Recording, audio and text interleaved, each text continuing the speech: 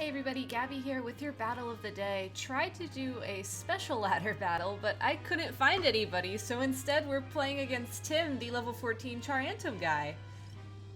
I don't know what's going on. Anyways, Charizard, Flygon, Zoroark with no item, Gyarados, T-Tar, and that level 14 Tyrantum. This seems like a perfect opportunity to let Rain do Rain things and just get it over with. However, because he does have the potential for both sun and sand, I think I'm going to play it a little safe and keep the Rain in the back. So I'm going to start with a Salamence Terrakion lead. I think that's pretty safe in regards to Zoroark, because I can kill pretty much anything. I can intimidate the Zoroark, have decent answers for everything else on the team. And then in the back, I think Politoed Ludicolo should be good enough. So yeah, let's do this, Tim. Good luck, have fun, I guess. It's really weird because like all the other Pokemon on his team are at least level 50, so it makes me wonder if he just really wants that Zoroark to be a Tyrantum. But anyways, we're gonna see a Charizard Flygon lead here, so no sign of that Tyrantum yet, if at all. One of these things could be a Zoroark, but I'm kind of skeptical, honestly. But to play it safe, I am going to protect on Salamence this turn and go straight into Stone Edge for Charizard. I have a gut feeling that if Charizard doesn't Mega Evolve here, it's the Zoroark, but if it does, it's not.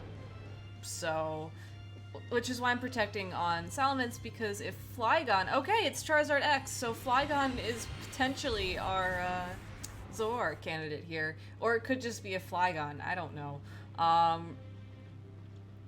Also surprised to see Charizard X on this team, but hey, I think this is the perfect opportunity next turn for me to switch Salamence out, get Rain up, and kill Charizard X with that Stone Edge. Yeah, great! Anyways, Flygon will go for Tailwind, so I do have to worry a little bit about speed now, but I think Rain should help compensate for that, and since Tailwind is not a Zoroark move, that is not a Zoroark, I'm just gonna slowly, check things off. If I can beat one more Pokemon here, then we know it's definitely, we know either T-Tar's in the back, or he didn't bring it at all. So, I'm gonna go ahead and switch Salamence out of here. I don't want to eat any Dragon Claws or Dragon Pulses or whatever that Flygon does. That's Dragon moves. And I'm gonna go straight for the close combat into T-Tar. It should be an easy knockout for it, unless something weird happens here. I mean, I guess T-Tar could be like low kick. That would be troubling, but I have a feeling we're gonna see Rock Slide from Flygon at least. So we might see double Rock Slide even, which would be impressive. All right, so Terrakion is faster than that Tyranitar, even though Tailwind is up. Close combat will connect, get the full KO. Okay, this is kind of a cakewalk of a game, honestly. I feel kind of bad. And there's the Zoroark. So I don't even know what to make of this anymore, but hey, we know that weather is gonna be up now. So I'm just gonna go ahead and press the close combat button into Zoroark. I'm gonna Scald the Flygon, because I have nothing really better to do. Anyways, Flygon will go for Dragon Rush onto Terrakion. Why do I want to call it T-Tar? Zoroark then goes for Follow Play, also into Terrakion, which I live, and I will now get a Justified boost, because that is a Dark-type move. So Close Combat is going to rip that poor Zoroark to shreds, unless it's Sash, which it's not, because it wasn't holding an item. So, yeah, this game's over, pretty much. Oh, jeez, I should probably record another battle then, because this was just a slaughterhouse, really. I mean, he could KO Terrakion here, I guess, with his Dragon Rush, so I'm just going to protect and preserve the 4-0. I don't know, man. This was a weird game. Anyways, Flygon goes for Earthquake, which will in no way, shape, or form, barring a Mega Ultra Super Crit, KO Politoed, which it doesn't. Thanks to the help from that Intimidate too. However, my Scald does crit, so good game, Tim. I'm sorry that your Tyrantum didn't show up. I was actually kind of hoping to see it, really, when I saw team preview. Yeah, okay, let's just roll this into another one. That was really short. So I guess while we're waiting to be paired up with another trainer, I might as well take a moment here to talk about the changes I've made to my special ladder team, because I was going to show them off today, but then I couldn't find any opponents. So in my last video, I mentioned that I wanted to get rid of Metagross's Choice Band because it was just locking me into really not good moves. So yeah, I removed it. I have Life Orb on it right now, but anyways, this battle looks like it's going to be a lot better. We're playing Jake, which might be another VGC player. I'm pretty sure because this team is incredibly, like, VGC. Anyways, Amoonguss, Rotom W, Entei. Oh, I miss Entei. Gardevoir, which is definitely his Mega, Landorus, and an Aegislash. So, probably not going to see Entei this game, thanks to the fact that there's rain everywhere. I think the biggest threat for me is that Amoonguss, so I'm going to have to be really careful how I play Terrakion here. And yeah, did I say Terrakion? I meant Salamence, because, wow. I was looking at Gardevoir and thinking, okay, Gardevoir and Salamence do not get along. They're not friends at all. But I think the four I'm going to bring to this game are Thundurus, Politoed, Ludicolo, and Salamence. Good luck, have fun, Jake. Hopefully this game will be better than against Zoroark guy. Really, as long as I can get rid of Gardevoir before Salamence comes out, I should be okay. And lucky for me, he does lead Gardevoir Aegislash, so that is huge. Thankfully, I can just start wailing on the Gardevoir pretty much. Gardevoir will trace Drizzle, so thanks, Gardevoir. That's awesome of you, helping me set up the rain. You're a good friend, Gardevoir. I'm sorry I'm about to brutally murder you. I am gonna wait a turn, however, because I don't really know what he's gonna do here, but I want to get at least a little bit of chip damage onto Gardevoir if I can, so that way next turn when I Helping Hand Thunder, it just KOs. So Gardevoir will Mega Evolve. So bye-bye, Drizzle. Thanks for your help. And we will see... Oh, well, first my Thundurus has to protect. It looks like Gardevoir is going to go straight into the Hyper Voice here. Does not that much damage to Politoed. Kind of curious what that Aegislash is going to do now, because if it attacks, that would be kind of great. Scald will connect with Gardevoir and gets the burn, and Aegislash goes into a Shadow Ball into Thundurus. So, all things considered, a pretty good turn. And because Gardevoir is at half health now, I don't even need to Helping Hand this this Thunder for the KO, so that's pretty good.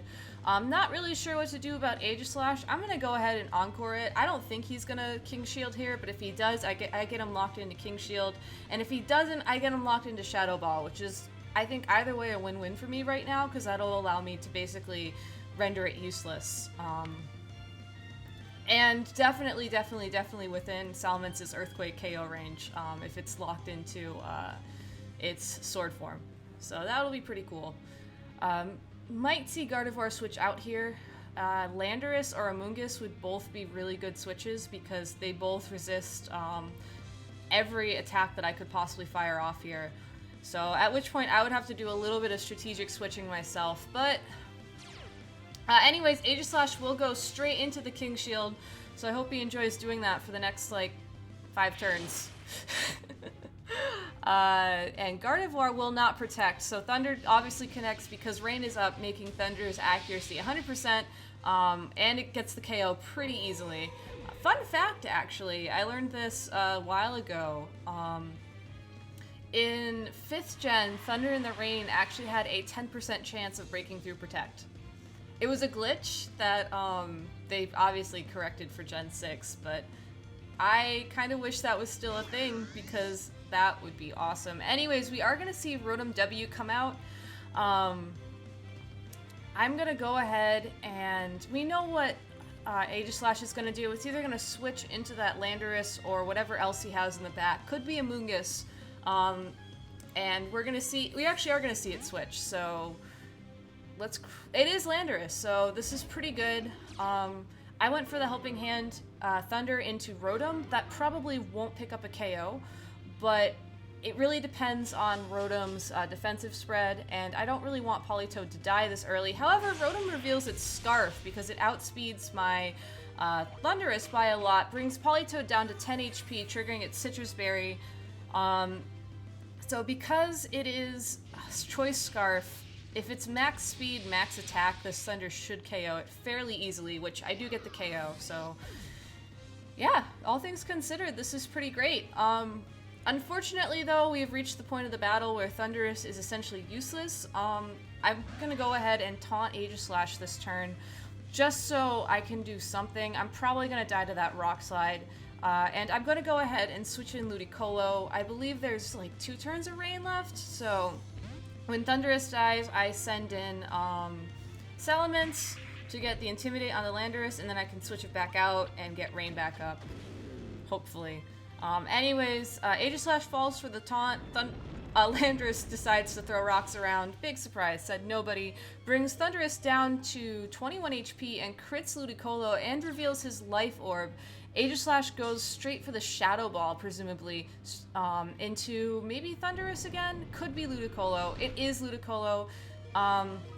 Not really the best move for me because not only do I also get a crit, I get a special defense drop as well, so that's not good. Range should make me faster than that Landorus, however, it probably has Protect because of its Life Orb, so I'm gonna go ahead and just double into the Aegislash because it cannot Protect, and Landorus does Protect. So at least the good news here is that Aegislash is dying this turn pretty decisively. I mean, between a Scald in the Rain and a Thunder from a Life Orb Thundurus, like, that's fairly decisive. So I think this is safely locked up. There could be some weird flinch shenanigans from Landorus here, but really what I'm gonna do is I can't really do anything with Thundurus. I want to get a safe switch. I am going to switch Politoed out though for Ludicolo, so next turn if I'm going to switch Ludicolo out for Politoed. So next turn, if both these Pokemon die, I'll have Ludicolo with Fake Out against a Landorus who can't Protect, and a Mega Salamence who can just attack it, and then 2 turns later I should win. So, yeah. Okay, and apparently this was somebody. Pokebeys just messaged me on Twitter saying GG. So GG, Pokebeys. Yeah, cool. I'm trying to think if there's anything else I wanted to say. I guess bookkeeping. No stream this weekend. Taking the weekend off for Thanksgiving. So that... Don't look for me on Twitch. I won't be there. I'll be back next week, though. And, hey, if you're bored next Sunday on December 6th, my orchestra is actually doing a stream. We're going to be streaming a bunch of video game music. I'll be playing Pokemon music because, you know, when I am not playing Pokemon, I play Pokemon. And it's gonna be a lot of fun, definitely worthwhile. So please stop by. I'll remind you guys next week about that. And yeah, GG Jake / Pokebeys. Hey, if you like this video, press that like button. Leave a comment. I'm gonna finally get caught up with them, like, now. So sorry about that. And yeah, thank you so much for your support. Have a great Black Friday. Have a great Thanksgiving weekend. And I will be back tomorrow with another Battle of the Day. See ya.